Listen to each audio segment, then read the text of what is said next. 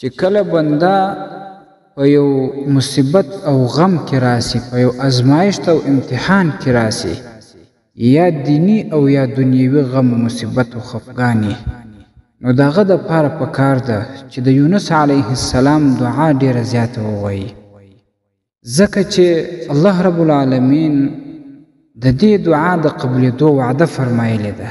قرآن عظیم شان کې راځي په سورة انبیا کې، فاستجبنا له ونجیناه من الغم وکذلک ننجی المؤمنین. د یونس علیه السلام په باره کې الله تعالی دا فرمایي چې موږ د هغه دعا قبوله کړله او هغه مو د غم نه خلاص کړي، او دا فرمایي وکذلک ننجی المؤمنین، او دغسې موږ مؤمنانو ته نجات ورکوو.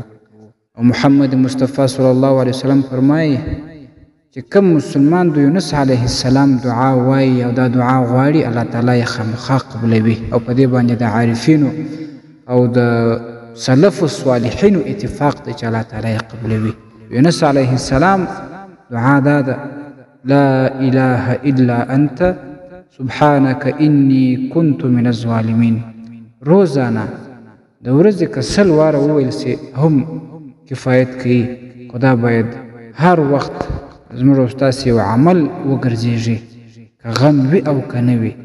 او هغه کسان چې په مصیبت او په مشکلاتو کې وي، په امتحان و ازمایښت کې وي، هغه باید دا دعا خامخا ووایي. ستاسې د اسلامي پوښتنو ځوابونکی مفتي حکیم الله صابر الحنفي صاحب.